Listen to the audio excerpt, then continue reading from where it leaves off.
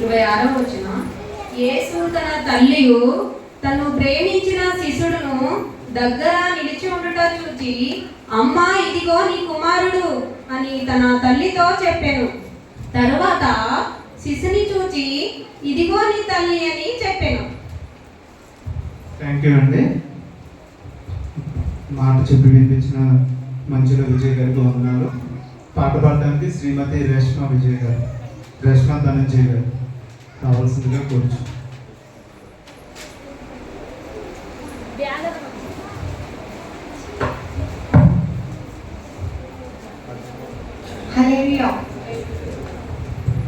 ప్రియా యేసురాజును నే చూచిన చాలు, మహిమలోనే నాయనతో ఉంటే చాలు. ప్రియా యేసురాజుని నే చూచిన చాలు, మహిమలోనే నాయనతో ఉంటే చాలు. నిత్యమైన మోక్ష గృహము నన్ను చేరి, నిత్యమైన మోక్ష గృహము నన్ను చేరి, భక్తుల గుంపులో హర్షించిన చాలు, భక్తుల గుంపులో హర్షించిన చాలు. ప్రియా యేసురాజుని నే చూచిన చాలు,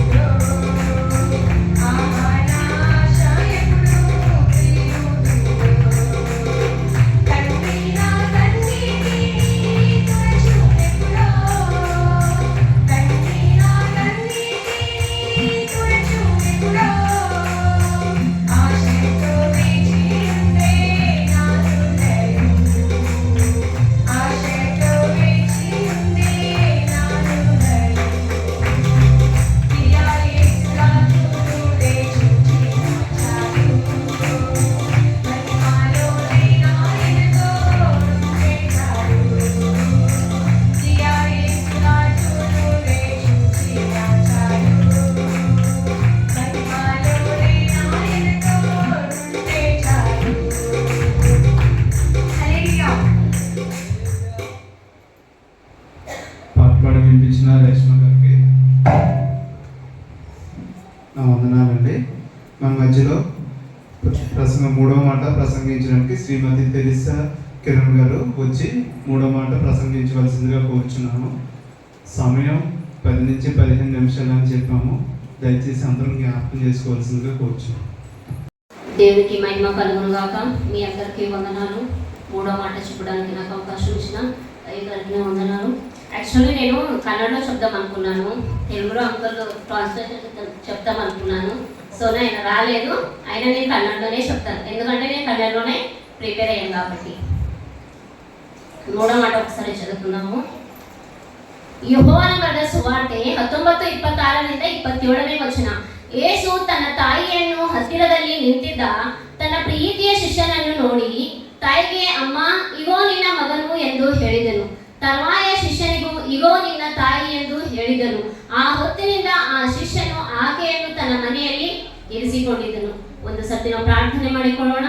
ಪ್ರೇಮ ಕೃಪಾ ಕನಿಕರ ರಾಜ, నీకు వందనాలు తండ్రి రాజా. భూమి ఆకాశాలు సృజించిన దేవుడా నీకు స్తోత్రం తండ్రి రాజా. అవునేసి ఈ మూడో మాట చెప్పడానికి తండ్రి రాజా నాకు అవకాశం ఇచ్చినట్టు నీకు స్తోత్రం తండ్రి రాజా. అవును తండ్రి రాజా, నా నోటితోనే చెప్పదు తండ్రి రాజా. నువ్వు తోడుకుంటూ సహాయము దయచేయి తండ్రి రాజా. నీ దేవతలు కాముగా ఉంచు తండ్రి రాజా. ప్రతి విషయంలో తండ్రి రాజా నువ్వు తోడుకుంటూ కాచి కాపాడమని అడిగి పెట్టుకున్నాను తండ్రి ರಾಜಾ. ಆಮೇಲೆ ನಾವು ಆಲ್ರೆಡಿಗ ನೋಡಿದೆವು, ಒಂದನೇ ಮಾತು ನೋಡಿದೆವು. ದೇವ್ರಿಗೆ ಏನ್ ಮಾಡ್ತಾರಂದ್ರ ಕ್ಷಮಿಸು ಅಂತ ಹೇಳಿ ಏನ್ ಮಾಡ್ತಾರ, ಜನರಿಗೆ ಹೇಳ್ತಾರ. ಯಾಕೆ ಹೇಳ್ತಾರ ಜನರಂದ್ರ ಅವ್ರು ಆಲ್ರೆಡಿ ಗೊತ್ತದ ಅವ್ರು ಏನ್ ಮಾಡ್ತಾರ ಅಂತ ಹೇಳಿ ಗೊತ್ತದ. ದೇವರು ಯೇಸು ಕ್ರಿಸ್ತ ಹರ ಅಂತ ಹೇಳಿ ಗೊತ್ತದ. ಅವ್ರು ಎಷ್ಟು ಪಾಪ ಮಾಡಿಲ್ಲ ಅಂತ ಗೊತ್ತದ. ಅವ್ರು ನಿಜವಾದ ದೇವ್ರಂತ ಗೊತ್ತದ. ಆದ್ರೂ ಜನರು ಏನ್ ಮಾಡ್ತಾರ, ಮಧ್ಯಾಹ್ನದ 3 ಗಂಟೆಗೆ ಏನ್ ಮಾಡ್ತಾರ, ಬಿಸಿಲಾಗ ಹೊಡಿಲತ್ತಾರ, ಮುಳ್ಳು ಕಿರೀಟ ಹಚ್ಲತ್ತಾರ, ಮತ್ತ ಮುಖದ ಮ್ಯಾಲ ಉಗುಳ್ಲತ್ತಾರ. ಆದ್ರೂ ದೇವ್ರ ಏನ್ ಹೇಳ್ತಾರಂದ್ರ, ಆಗ ದೇವ್ರ ಏನ್ ಹೇಳ್ತಾರಂದ್ರ, ಯೇಸು ತಂದೆ ಅವರು ಕ್ಷಮಿಸು, ತಾನು ಏನ್ ಮಾಡ್ತಿದ್ದಾರ ಅನ್ನೋದು ಅವ್ರಿಗೆ ತಿಳಿದ ಅಂತ ಹೇಳ್ತಾರ, ಅವರಿಗೆ ಅರಿಯದು ಅಂತ ಹೇಳ್ತಾರ. ನೋಡ್ ದೇವ್ರದ್ದು ಎಷ್ಟು ದೊಡ್ಡ ಮನ್ಸದ. ನಾವ್ ಯಾರೇ ಒಂದ್ ಮಾತು ನಮ್ಗೆ ಯಾರ ಅಂದ್ರ ಹತ್ತೇನೋ ಬಿಡಲಿ, ಅವ್ರಿಗೆ ಎಷ್ಟಾದ್ರೆ ಅಲ್ಲಿ ಒಂದ್ ಅಂದ್ರಂತೂ ನಾವು ಎರಡ್ ಅಂತೇವ್. ಅದ್ರ ದೇವ್ರ ಏನಂತಾರ, ಅಷ್ಟು ಅವ್ರಿಗೆ ಹುಡುಗರು ಬಿ ಬಿಸಿಲಾಗ ರಕ್ತ ಹೊಂಟ್ರು ಬಿ ದೇವ್ರ ಏನ್ ಹೇಳ್ತಾರ, ಕ್ಷಮಿಸು ಅಂತ ಹೇಳ್ತಾರ. ನಾವ್ ಎರಡನೇ ಮಾತು ನೋಡಿದೆವು, ಪಶ್ಚಾತ್ತಾಪದಿಂದ. ಆಲ್ರೆಡಿ ದೊಂಗ ಏನ್ ಮಾಡ್ತಾನ, ಅಲ್ಲಿ ಇಬ್ಬರ ಕಳ್ಳರು ನಿಜ ಬದಲ ಏನ್ ಹೇಳ್ತಾನ, ಬಾಜು ಏನ್ ಹೇಳ್ತಾನ, ನೀ ನಿಜವಾದ ದೇವರಾದ್ರು ನಿಂದು ನೀ ಕಾಪಾಡ್ಕೊ, ಮತ್ ನಮಗ್ ಬಿ ಕಾಪಾಡ ಅಂತ ಹೇಳ್ತಾನ. ಆದ್ರೆ ಇನ್ನೊಬ್ಬ ಏನ್ ಮಾಡ್ತಾನ, ಪಶ್ಚಾತ್ತಾಪದಿಂದ ದೇವ್ರಿಗೆ ಏನ್ ಕೇಳ್ತಾನ, ನಾನು ಕ್ಷಮಿಸ ಅಂತ ಕೇಳ್ತಾನ. ಆಗ ದೇವ್ರ ಏನ್ ಹೇಳ್ತಾರ, ಈ ಹೊತ್ತು ನನ್ನ ಸಂಗಡ ನೀನು ಪರದೇಶಿಯಲ್ಲಿರುವೆ, ಇದು ನಿನಗೆ ಸತ್ಯವಾಗಿ ಹೇಳುತ್ತೇನೆ ಅಂತ ದೇವ್ರು ಹೇಳ್ತಾನ. ಅದೇ ನಾವು 3ನೇ ವಿಷಯ ಬಂದಾಗ ದೇವರನ್ನ ನೋಡ್ತೀವಿ ಅಂದ್ರ ತನ್ನ ತಾಯಿ ಮೇಲಿರುವ ಪ್ರೀತಿ ನೋಡ್ತಿದ್ವಿ. ನೋಡಿ ಎಷ್ಟು ದೊಡ್ಡ ದೇವ್ರು ತನ್ನ ತಾಯಿ ಮೇಲೆ ಇಟ್ಟ ಪ್ರೀತಿ. ಅಲ್ಲಿ 3 ವಿಷಯ ಕಾಣ್ತಾವ. ಒಂದನೇ ತನ್ನ ತಾಯಿ ಮೇಲಿರುವ ಪ್ರೀತಿ, ಇನ್ನೊಂದು ಸಂಬಂಧ ಮತ್ತು ಬಾಧ್ಯತೆ ನೋಡ್ತಿದ್ದೇವೆ. ತನ್ನ ತಾಯಿ ಮೇಲೆ ಅವರಿರುವ ಎಷ್ಟು ಪ್ರೀತಿ ಇಟ್ಟಿದ್ದಾರೆ. ನಾವು ಲೋಕದಾಗ ನಮ್ಮ ತಾಯಿ ಏನೋ ಒಂದು ಮಾತಂದ್ರೆ ನಾವು ಏನ್ ಮಾಡ್ತೇವೆ, ಹಿಂದೆ ತಿರುಗಿ 2 ಮಾತು ಅಂತೇವೆ. ಆಲ್ರೆಡಿ ನಾವು ಲೋಕದಾಗ ನೋಡ್ತಿದ್ದೇವೆ, ಅನಾಥಾಶ್ರಮ ಸೇರಿಸೋದು ನೋಡ್ತಿದ್ದೆವು, ಮತ್ತ ತಂದೆ ತಾಯಿ ರೋಡ್ ಮೇಲೆ ಬಿಡೋದು ನೋಡ್ತಿದ್ದೆವು, ಎಷ್ಟೋ ನೋಡ್ತಿದ್ದೆವು. ಆದ್ರೂ ನಾವ್ ಏನ್ ಮಾಡ್ತಿದ್ದೆವು, ದೇವ್ರ ನಮ್ಗೆ ಏನ್ ಹೇಳ್ತಾರ ಅಂತ ಆಲ್ರೆಡಿ ನಮ್ ದೇವ್ರ ಬೈಬಲ್ದಾಗ ಹೇಳ್ಕೊಟ್ಟಾರ. ಒಂದು ಆಜ್ಞೆವೇ ಅದ ನಮ್ಗೆ ದೇವ್ರು. ವಿಮೋಚನ ಕಾಂಡದಾಗ ದೇವ್ರ ಏನ್ ಹೇಳ್ತಾರ ಅಂದ್ರ, ಒಂದು ಆಜ್ಞೆಯಾಗ ದೇವ್ರ ಏನ್ ಹೇಳ್ತಾರ, ನಿನ್ನ ತಂದೆ ತಾಯಿಗಳನ್ನು ಸನ್ಮಾನಿಸಿದರೆ ನೀನು ದೇವರಾದ ಯೆಹೋವನು ನಿನಗೆ ಅನುಗ್ರಹಿಸುವ ದೇಶದಲ್ಲಿ ನೀನು ಬಹುಕಾಲ ಬದುಕುವೆ ಅಂತ ಹೇಳ್ತಾರ. ದೇವ್ರ ಏನ್ ಹೇಳ್ತಾರ, ಆಜ್ಞೆಯಾಗಿ ಅಂತ ಹೇಳ್ತಾರ. ನಾವ್ ಯಾವ್ದಾರ ಒಂದ್ ದೇಶದಾಗ ಬಹಳ ದಿನ ಇರ್ಬೇಕಂದ್ರೆ ನಾವ್ ಏನ್ ಮಾಡ್ಬೇಕಂತ, ತಂದೆ ತಾಯಿ ಆಜ್ಞೆಗಳು ಕೇಳ್ಬೇಕಂತ, ತಂದೆ ತಾಯಿ ಹೇಳಿದ ಮಾತಿ ಕೇಳ್ಬೇಕಂತ. ಕೇಳಿದ್ರು ನಾವ್ ಏನ್ ಮಾಡ್ತೇವ ಅಂತ, ಬಹುಕಾಲ ಬದುಕ್ತೇವ. ನಾವ್ ಏನ್ ಮಾಡ್ತೇವ್, ತಂದೆ ತಾಯಿ ಒಂದ್ ಮಾತು ಹೇಳಿದ್ರ ಕೇಳಲೇವ್, ಅದಕ್ಕೆ ಏನ್ ಮಾಡ್ತೇವ್, ವ್ಯತಿರೇಕದ 10 ಮಾತು ಹೇಳ್ತೇವ್.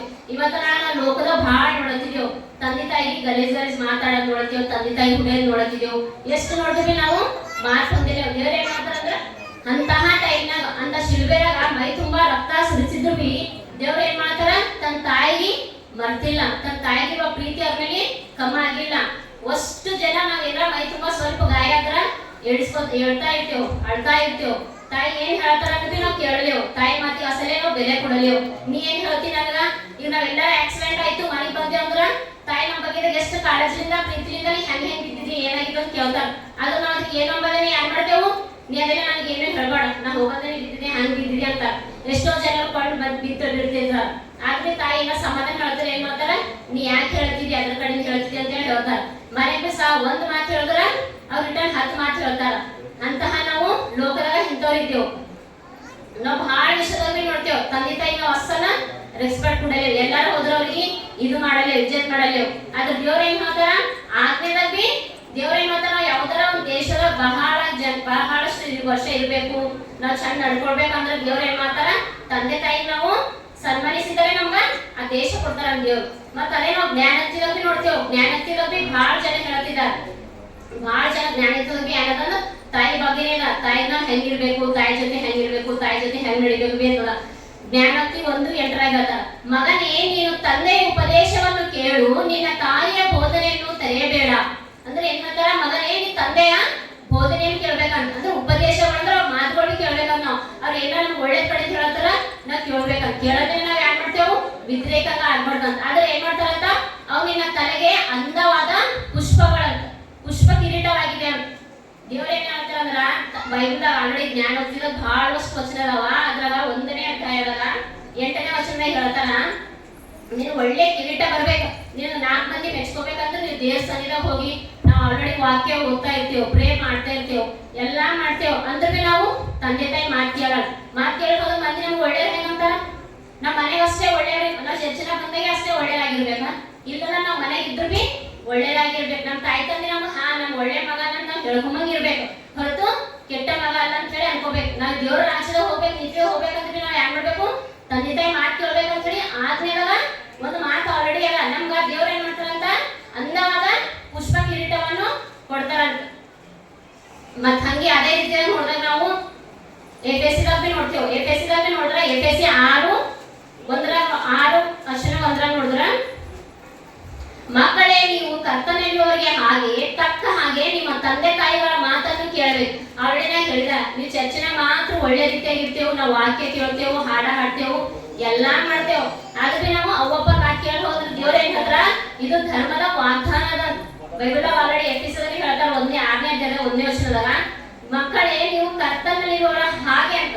ನಾವು ದೇವರ ಸನ್ನಿಧಾನ ನಾವು ಹೆಂಗಿರ್ತೇವು ಅದೇ ರೀತಿ ನಿಮ್ಮ ತಂದೆ ತಾಯಿಗಳ ಮಾತನ್ನು ಕೇಳ್ಬೇಕು. ನಾವು ಪಾಸ್ಟರ್ ಮಾತೇ ಕೇಳ್ತೇವು, ನಾವು ತಂದೆ ತಾಯಿ ಮಾತು ಕೇಳಲೇವು ಅಂತಂದ್ರೆ ಇಲ್ಲಂತ. ನೀವು ಕರ್ತನಲ್ಲಿರುವ ಯಾರ ಮಾತು ಹೆಂಗ್ ಕೇಳ್ತೀವಿ ನೋಡ್ರಿ, ಅದೇ ರೀತಿ ನಿಮ್ ತಂದೆ ತಾಯಿ ಮಾತುಗಳನ್ನು ನೀವು ಕೇಳ್ಬೇಕಂತ. ಇದು ಧರ್ಮದ ವಾಗ್ದಾನ ಸಹಿತವಾಗಿದೆ ಅಂತ. ಮತ್ತು 1ನೇ ವಾಗ್ದಾನ ಅದೇ ಅಂತ ಕೇಳಿ, ತಂದೆ ತಾಯಿಗಳನ್ನಾಗಲಿ ಸನ್ಮಾನಿಸಬೇಕು, ಸನ್ಮಾನಿಸಿದರೆ ನೀನು ಮೇಲಾಗುವುದಂತ. ನಮಗೀಗ ಬಂಗಾರ ಬೆಳ್ಳಿ ಆಸ್ತಿ ವಿಷಯ ಯಾವುದೇ ಬರ್ಲಿ, ನಾವು ಆರೋಗ್ಯವಾಗಿ ಇರ್ಬೇಕಂದ್ರೆ ಬಿ, ನಾವು ಏನೋ ಮಾಡ್ಕೋಬೇಕಂದ್ರೆ ಬಿ ದೇವ್ರ ಏನ್ ಹೇಳ್ತಾರಂದ್ರ, ನೀವು ತಂದೆ ತಾಯಿನ ಸನ್ಮಾನಿಸಿದ್ರೆ ಏನದ ಬಹುಕಾಲ ಬರುತ್ತೆ ಅಂತ. ಮಂದಿ ಬೇಕಂತ ಸ್ಥಳ ಬಿ ದೇವ್ರು ಕೊಡ್ತಾರ. ಈಗ ಬಹಳಷ್ಟು ಜನ ಏನ್ ತಿಳ್ಕೊಳ್ತೇವೆ, ನಮ್ಗೆ ಮನಿ ಬೇಕು, ರೊಕ್ಕ ಬೇಕು, ಆಲ್ರೆಡಿ ನಮ್ಮ ಅಪ್ಪಗೆಲ್ಲ ಅದು ಇರಾಗೆಲ್ಲ ಅಂತ ಹೇಳಿ ತಿಳ್ಕೊತೇವೆ. ಅದ್ರ ದೇವ್ರ ಏನ್ ಹೇಳ್ತಾರಂದ್ರ, ನೀವು ಅವೆಲ್ಲ ನಿಮ್ಗೆ ಬೇಕಂದ್ರ ಫಸ್ಟ್ ನೀನ್ ತಂದೆ ತಾಯಿ ಮಾತುಗಳು ಕೇಳ್ಬೇಕಂತ. ನೀನ್ ಅಣ್ಣ ತಮ್ಮ ಮಾತು, ನಿನ್ ಅಕ್ಕ ತಂಗಿಯ ಮಾತು, ನಿನ್ ಅಣ್ಣ ತಮ್ಮ ಮಾತು ನೀ ಕೇಳ ಹೋದಿ ಅಂದ್ರ ನಾವ್ ದೇವ್ರ ರಾಜ್ಯಕ್ಕೆ ಯೋಗ್ಯರಲ್ಲಂತ. ನಾ ಯಾವ ವಿಷಯದಾಗ ನಾವು ಅವ್ವಪ್ಪ ಮಾತು ಕೇಳಲೇವು, ನಾವು ಯಾಕೆ ಮಾಡಲೇವು, ನಮ್ಮ ಮನ್ಸಿಗೆ ಬಂದಾಗ ನಾವು ಮಾಡ್ತೇವೆ ಅಂದ್ರ ಆಗಲ್ಲ. ಫಸ್ಟ್ ನಿನ್ ತಂದೆ ತಾಯಿಗೆ, ನಿನ್ ಅಣ್ಣ ತಮ್ಮಂದ್ರಿಗೆ ನೀನ್ ಮಾತು ಕೇಳಿ ಅವ್ರಿಗೆ ಕ್ಷಮಿಸ್ತಾರ, ನಾವ್ ಒಳ್ಳೆ ರೀತಿಯಾಗಿ ಮನೆ ನೋಡ್ಕೊಂಡಿದ್ಮ್ಯಾಕ ನಾವ್ ದೇವ್ರ ರಾಜ್ಯಕ್ಕೆ ಯೋಗ್ಯರಾಗಿರ್ತೇವೆ. ಅದೇ ರೀತಿಯಾಗಿ ನೋಡಿದಾಗ ನಾವು ಮತ್ತಾಯದಾಗ ಹೇಳ್ತಾರ ದೇವ್ರು, ಮತ್ತಾಯ 15 ನಾವ್ ತಂದೆ ತಾಯಿ ಮಾತು ಕೇಳೋದ್ರ ದೇವ್ರ ನಮ್ಗೆ ಹೆಂಗ್ ದಂಡಿಸ್ತಾರ. ಮತ್ತಾಯ 15ನೇ ಅಕ್ಷರ, ಹೀಗಾದರೆ ತಂದೆಯನ್ನಾಗಲಿ ತಾಯಿಯನ್ನಾಗಲಿ ಸನ್ಮಾನಿಸಬೇಕು, ತಂದೆಯನ್ನಾಗಲಿ ತಾಯಿಯನ್ನಾಗಲಿ ದ್ವೇಷಿಸುವನಿಗೆ ಮರಣ ದಂಡನೆ ಆಗುತ್ತದೆ. ಆಲ್ರೆಡಿ ನಾವು ಪರಲೋಕಕ್ಕೆ ಹೋಗ್ಬೇಕಂತ ಹೇಳಿ ಎಲ್ಲರ ಆಸೆ ಅದೇ ಇರ್ತದೆ, ಏನೋ ಪರಲೋಕಕ್ಕೆ ಹೋಗ್ಬೇಕು, ನಾವು ದೇವ್ರ ಸನ್ನಿಧಾನ ಇರ್ಬೇಕು, ದೇವ್ರ ಮಾತು ಕೇಳ್ಬೇಕಂತ. ನಮ್ಮ ಮನೆ ನಾವು ತಂದೆ ತಾಯಿ ಮಾತೆ ಕೇಳೋದು ಹೋದೇವಂದ್ರ ಪರಲೋಕಕ್ಕೆ ಎಲ್ಲಿಂದ ಹೋಗ್ತೇವೆ, ದೇವ್ರ ಏನ್ ಮಾಡ್ತಾರಂತ ಅವರಿಗೆ ಮರಣ ಶಿಕ್ಷೆ ಕೊಡ್ಬೇಕಂತ ಹೇಳಿ ಬೈಬಲ್ದಾಗ ಹೇಳ್ತಾರ. ದೇವರಾದರನ್ನು ಮರಣ ಶಿಕ್ಷೆ ದಂಡಿಸಬೇಕಂತ ಹೇಳ್ತಾರ. ನೀವನಾದರೂ ತನ್ನ ತಂದೆನಾಗಲಿ ತಾಯಿಯನ್ನಾಗಲಿ ಗೇಲಿ ಮಾಡಿ ನಾನು ಸುರಕ್ಷಣಾಗಿ ಕೊಡ್ತಕ್ಕನ. ನೀವು ತಂದೆ ಮಾತಿ ಯಾವ್ದು ಬಿ ಗೇಲಿ ಮಾಡಿ ಹಿಂಗಂದ್ರು ಹಂಗಂದ್ರು ಅಂತ ಹೇಳಿ ಕೇಳಲ್ಲ. ನೀವ್ ಏನ್ ಮಾಡ್ತೀರಿ ಅಂದ್ರ ಒಳ್ಳೆ ರೀತಿ ನಡ್ಕೊಂಡಿರಂದ್ರ ದೇವ್ರ ಏನ್ ಮಾಡ್ತಾರಂತ, ಆಶೀರ್ವಾದ ಬಿ ಮಾಡ್ತಾರಂತ, ನಾವ್ ಅನ್ಕೊಂಡಿದ್ ಸ್ಥಳ ಬಿ ಕೊಡ್ತಾರಂತ, ನಮ್ಗೆ ಏನ್ ಮಾಡ್ತಾರಂತ ಪರಲೋಕದಾಗ ಬಿ ಕೊಡ್ತಾರಂತ. ಈಗ ಆಲ್ರೆಡಿ ನಾವು ನೋಡ್ತಾ ಇದ್ದೇವೆ, ಲೋಕದಾಗ ಬಹಳಷ್ಟು ಜನ ಏನ್ ಮಾಡ್ತಿದ್ದಾರೆ, ಅನಾಥಾಶ್ರಮದಾಗ ಹಾಕ್ತಿದ್ದಾರೆ. ಅಂದ್ರೆ ಯಾರು ಮಾಡ್ತಿದ್ದಾರೆ, ನಾವು ಮನೆಗೆ ಫಸ್ಟ್ ಚರ್ಚಿಗೆ ಬರ್ತೇವೆ, ವಾರ ಚರ್ಚಿಗೆ ಬರ್ತೇವೆ, ದೇವ್ರ ವಾಕ್ಯ ಕೇಳ್ತೇವೆ, ಹಾಡ ಹಾಡ್ತೇವೆ, ಪ್ರೇಯರ್ ಮಾಡ್ತೇವೆ. ನೀವು ಎಷ್ಟೆಲ್ಲಾ ಮಾಡಿದ್ರು ನೀವು ದೇವ್ರ ಸನ್ನಿಧಾನ ನಿಮ್ ತಂದೆ ತಾಯಿನ ಸನ್ಮಾನಿಸಿದರೆ ನೀವು ಬಹುಕಾಲ ಬರುತ್ತೇವಂತ. ಮತ್ತ ನಾವೇನ್ ಮಾಡ್ತೇವಂತ ಪರಲೋಕಕ್ಕೆ ಹೋಗ್ತೇವ. ನೀವ್ ಏನ್ ಮಾಡದೇನೆ ನೀವು ಪರಲೋಕಕ್ಕೆ ಹೋಗಲೇವು, ನಾವು ಅಪ್ಪನ ಹೇಳಿ ಮಾತು ಕೇಳಲೇವು, ನಾವ್ ಇಷ್ಟ ಬಂದಿನಪ್ಲೆ ಬೈತೇವಂದ್ರ ಅದು ದೇವ್ರ ರಾಜ್ಯಕ್ಕ ಅಯೋಗ್ಯ ಅಂತ.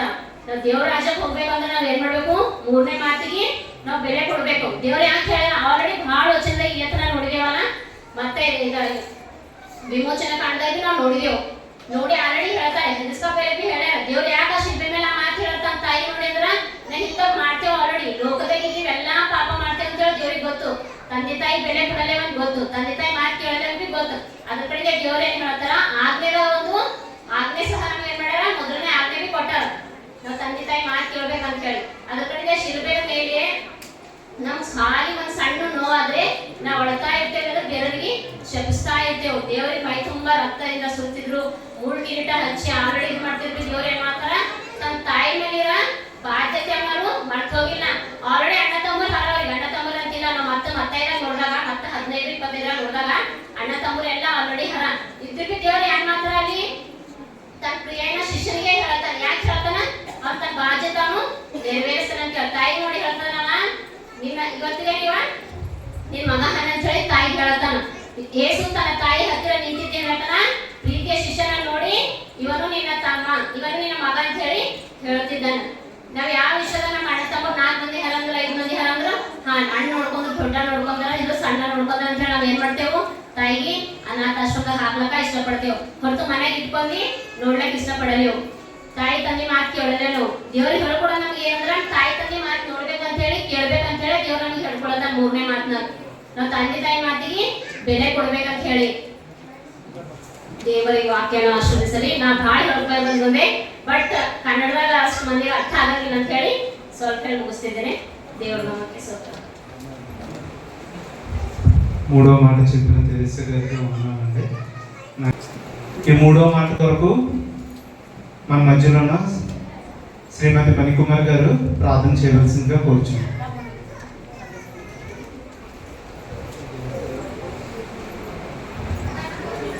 ప్రార్థన.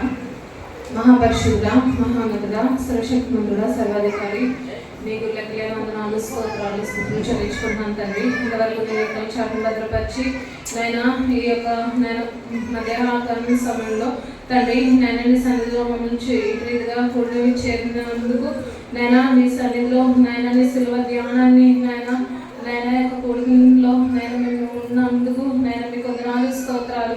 సజీవ లెక్కలో ఉంచిన దేవుడు తండ్రి, నేను సజీవుడు అయినందుకు వందనాలు, స్తోత్రాలు తండ్రి. మరణపు ముళ్ళను విరిచి తండ్రి 3వ దినాన నేను లేచిన విధానం కొరకే వందనాలు, స్తోత్రాలు, స్తుతులు చెల్లించుకుంటున్నాను.